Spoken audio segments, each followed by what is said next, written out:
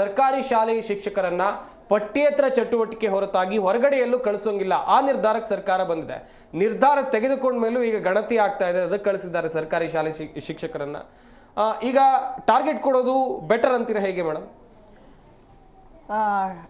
Target actually ಒಂದು pressure ಆಗ್ತಾ ಇದೆ ಶಿಕ್ಷಕರಿಗೆ.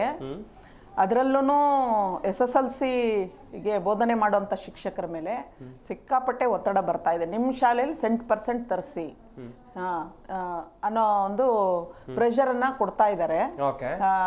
ಎಜುಕೇಷನ್ ಡಿಪಾರ್ಟ್ಮೆಂಟಿಂದನೂ ಕೊಡ್ತಾ ಇದ್ದಾರೆ, ಸರ್ಕಾರಿ ಮಂತ್ರಿಗಳು, MLAಗಳು ಇವರು ಕೂಡ ಒತ್ತಡ.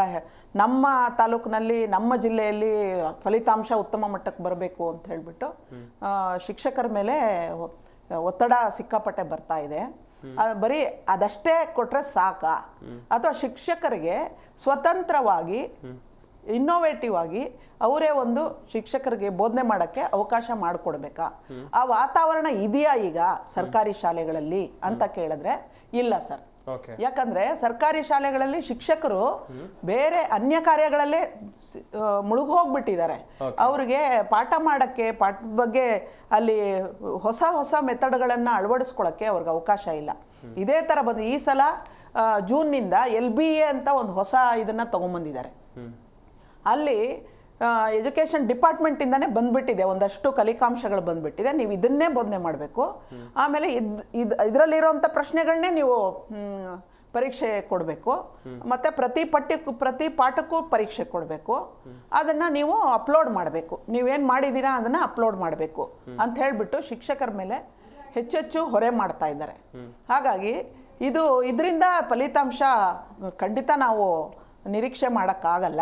ಬದಲಾಗಿ ಶಿಕ್ಷಕರು ಮುಕ್ತ ವಾತಾವರಣದಲ್ಲಿ ಮುಕ್ತವಾಗಿ ಮಕ್ಕಳ ಜೊತೆ ಸ್ವತಂತ್ರವಾಗಿ ಪಾಠ ಮಾಡೋಕ್ಕೆ ಅವಕಾಶ ಕೊಡಬೇಕು.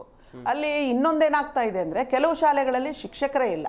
ಈಗ ಯಾರೋ ಒಬ್ಬ ಶಿಕ್ಷಕಿ ಮೆಟರ್ನಿಟಿ ಲೀವ್ ಮೇಲೆ ಹೋದರೆ ಅವರ ಸ್ಥಾನ ತುಂಬಕ್ಕೆ ಇನ್ನೊಬ್ಬರು ಶಿಕ್ಷಕರು ಇಲ್ಲ. ಆಗ ಅದನ್ನ ಬೋಧನೆ ಮಾಡೋಂಥ ಕೆಲಸ ಇನ್ನು ಉಳಿದಿರೋ ಶಿಕ್ಷಕರ ಮೇಲೆ ಬರುತ್ತೆ. ಅಲ್ಲಿ ಅವ್ರಿಗೆ ಹೊರೆ ಆಗುತ್ತೆ. ಅದನ್ನು ಬೋಧನೆ ಮಾಡಿಕೊಂಡು ಇದನ್ನು ಬೋಧನೆ ಮಾಡ್ಕೊಂಡು ಅವರೆಷ್ಟು ಇದು ಕ್ವಾಲಿಟಿ ಕೊಡಕ್ಕೆ ಸಾಧ್ಯ? ಆಮೇಲೆ ಕೆಲವು ಶಿಕ್ಷಕರು ಇಡೀ ವರ್ಷ ಪೂರ್ತಿ ಇರೋದಿಲ್ಲ. ಈಗ ವರ್ಗಾವಣೆ ಅನ್ನೋದು ಜೂನ್ ತಿಂಗಳಲ್ಲಿ ನಡಿಬೇಕಿತ್ತು. ಇನ್ನೂ ತನಕನೂ ಕೂಡ ಅದು ಡೇಟ್ ನಿಗದಿ ಆಗಿಲ್ಲ. ಮುಂದೂಡ್ಕೊಂಡೇ ಹೋಗ್ತಾ ಇದ್ದಾರೆ, ಏನೇನೋ ಕಾರಣಕ್ಕೆ ಮುಂದೂಡ್ಕೊಂಡು ಹೋಗ್ತಾ ಇದ್ದಾರೆ. ಅದ್ರ ಬದಲಾಗಿ ಏನು ಸರ್ಕಾರ ನಿರ್ಧಾರಗಳನ್ನ ತಗೊಳುತ್ತೆ, ಅದನ್ನು ಏನು ಅಕಾಡೆಮಿಕ್ ಇಯರ್ ಪ್ರಾರಂಭ ಆಗುತ್ತೆ, ಶೈಕ್ಷಣಿಕ ವರ್ಷ ಪ್ರಾರಂಭ ಆಗುತ್ತೆ, ಅದಕ್ಕೆ ಮುಂಚೆನೇ ಸರ್ಕಾರ ನಿರ್ಧಾರಗಳನ್ನ ತಗೋಬೇಕು, ಅದನ್ನು ಅನುಷ್ಠಾನಕ್ಕೆ ತರಬೇಕು.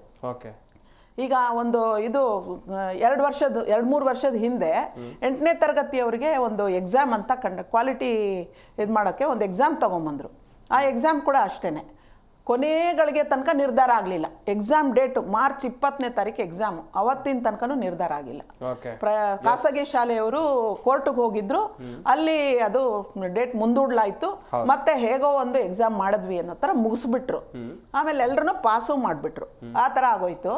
ಹಾಗಾದರೆ ಈ ಥರ ಪ್ರೆಷರ್ ಹಾಕೋ ಬದಲು ಎಲ್ಲ ಶಾಲೆಗಳಲ್ಲಿ ನೇಮಕ ಮಾಡಿ, ಶಿಕ್ಷಕರನ್ನ ನೇಮಕ ಮಾಡಿ, ಇದರಿಂದ ನೀವು ಕ್ವಾಲಿಟಿ ಕೊಡೋಕ್ಕೆ ಸಾಧ್ಯ ಅನ್ನೋದು ನಮ್ಮ ಅಭಿಪ್ರಾಯ.